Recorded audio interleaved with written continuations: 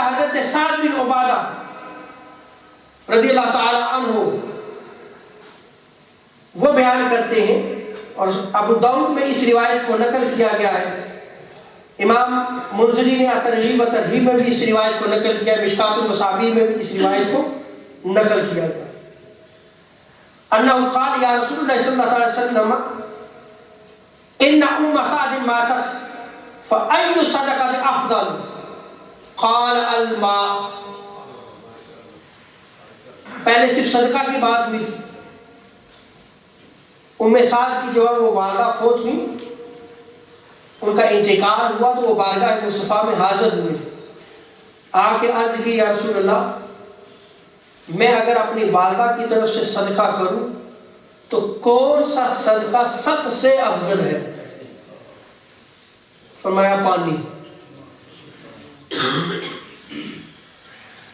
قال فحفر بئرا وقال هذه لأم سعد.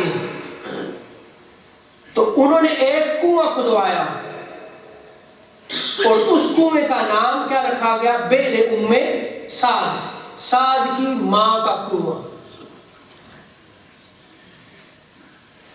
اب یہاں پر ایک مسئلہ جو ہے وہ اس کو بھی بیان کر دوں کہ یہ 11ویں شریف کی جاتی ہے، اصل ایصال ثواب ہے. اصل کیا ہے؟ ایصال ثواب ہے. کہا جاتا ہے جی آپ 11ویں شریف کیوں نام رکھتے ہیں 11ویں شریف؟ اور اگر 11ویں شریف کا قید کیا جائے تو کہتے ہیں ہم یہ حرام ہو گیا، آپ نے غیر اللہ کا نام لے لیا. یہی کہتے ہیں نا. اب وہ پانی جو ہے وہ جو کنواں کھدوایا گیا تھا، وہ جو افضل صدقہ تھا، وہ صحابی نے جو کنواں کھدوایا وہ پانی کا تھا نا.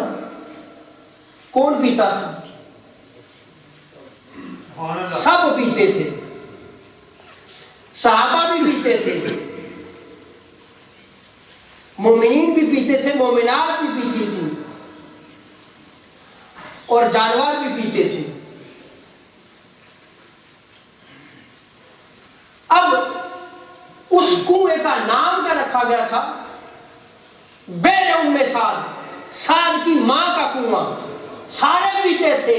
اسی طرح ایصال ثواب ہے حضور غوث اعظم رضی اللہ تعالیٰ عنہ کے لیے نام 11ویں شریف رکھا ہے، تو یہ ناجائز کیسے ہو گیا؟